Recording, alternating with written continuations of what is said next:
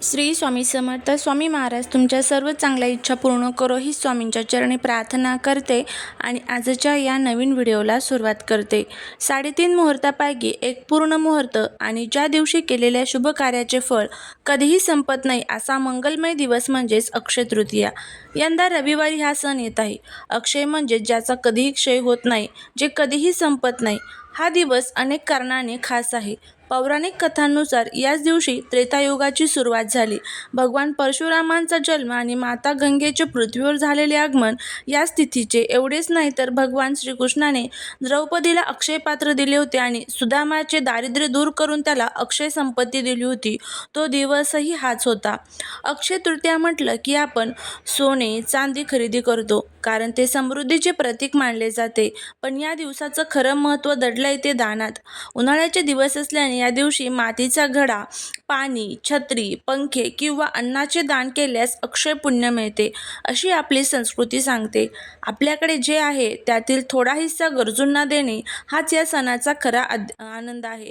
यंदा ही तिथी रविवारी आली आहे. रविवार हा सूर्यदेवाचा वार, त्यामुळे आपल्या आयुष्यातील अंधार दूर होऊन प्रगतीचा सूर्य कायम तेजस्वी राहावा अशी प्रार्थना करण्याची उत्तम संधी आहे.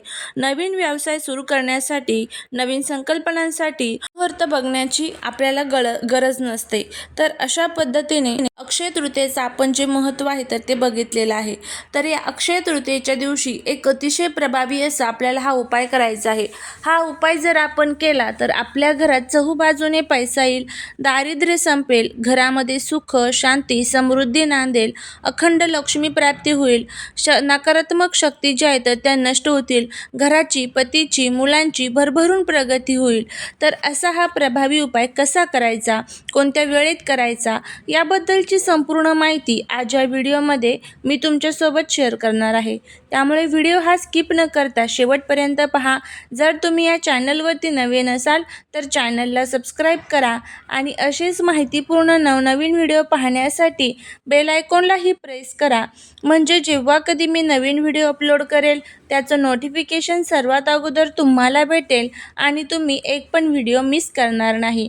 त्याचबरोबर कमेंटमध्ये जय माता लक्ष्मी लिहायला अजिबात विसरू नका, जेणेकरून माता लक्ष्मीची तुमच्या कुटुंबावर, मुलांवर अगदी भरभरून अशी कृपा होईल. हा दिवस खऱ्या अर्थाने शुभ फलदायी ठरावा यासाठी आपल्या शास्त्रात काही नियम सांगितले आहेत. आज आपण जाणून घेणार आहोत त्या संदर्भात काय करावे, काय टाळावे. सकाळी लवकर उठून स्नान करावे. या दिवशी विष्णुदेव आणि माता लक्ष्मीची पूजा करणे अत्यंत शुभ मानले जाते. त्यांना पिवळी फुले, तुळशी पाने अर्पण करावी. अक्षय तृतीयेला दानाचा दिवस आहे, त्यामुळे दान आवर्जून करावे. शक्य असल्यास सोने चांदीची खरेदी करावी. जर ते शक्य नसेल तर घरातील स्वयंपाकघरासाठी नवीन भांडे किंवा एखादी छोटी वस्तू घेणेही शुभ मानले जाते. आपल्या पूर्वजांचे स्मरण करून त्यांच्या नावाने तर्पण किंवा दान केल्यास त्यांचा आशीर्वाद अक्षय राहतो. नवीन व्यवसाय, नवीन नोकरी किंवा कोणत्याही चांगल्या कामाची सुरुवात करण्यासाठी हा दिवस सर्वोत्तम मानला जातो. या दिवशी काय टाळावे? अक्षय तृतीयेच्या दिवशी मनात कोणाबद्दलही वाईट विचार आणू नका, कोणाशीही वाद घालू नका किंवा अपशब्द बोलू नका, कारण या दिवशी जे आपण पेरतो तेच अक्षय होते. या दिवशी मांसाहार किंवा मद्यपान करणे टाळावे. सात्विक आहार घेण्यास मन शांत ठेवावे. या दिवशी कोणाकडूनही कर्ज घेऊ नका. कर्ज मानले जाते की अक्षय तृतीयेला घेतलेले कर्ज लवकर फिटत नाही आणि आर्थिक ताण वाढू शकतो. हा दिवस लक्ष्मीच्या आगमनाचा असतो, त्यामुळे संध्याकाळच्या वेळी घर पूर्णपणे अंधारात ठेवू नका. उंबरठ्यावर दिवा लावा आणि घर स्वच्छ ठेवा. जुगार खेळणे किंवा कोणाची फसवणूक करणे यासारख्या गोष्टींपासून दूर राहा, अन्यथा त्याचे वाईट फळही अक्षय मिळू शकते. अक्षय तृतीया हा केवळ सोने खरेदीचा सण नसून तो पुण्य कमावण्याचा दिवस आहे. तुमची भक्ती, तुमचे दान तुमच्या आयुष्यात सुख समृद्धी घेऊन येत असते. त्यामुळे ह्या सर्व गोष्टी आपल्याला पाळायच्या आहेत, काही टाळायच्या आहेत. आणि त्याचबरोबर या दिवशी काही उपाय केल्याने शास्त्रानुसार केवळ आर्थिकच नाही तर मानसिक आणि आध्यात्मिक फायदेही मिळतात. या उपायामुळे महालक्ष्मी आणि विष्णूमुळे आपल्याला धनप्राप्ती होत असते. त्याचबरोबर पितृदोषापासून मुक्ती मिळत असते. सातू किंवा धान्य दान केल्यामुळे आपल्याला सुवर्ण दान केल्याचं पुण्य मिळत असतं. त्याचबरोबर भगवान विष्णू आपल्यावरती प्रसन्न होतात, कर्जमुक्ती होत असते.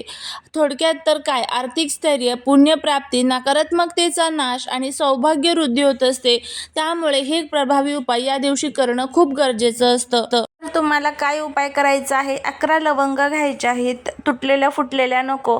आपल्या हातामध्ये घ्यायच्या. 11 वेळेस महालक्ष्मी अष्टकमचं पठण करायचं.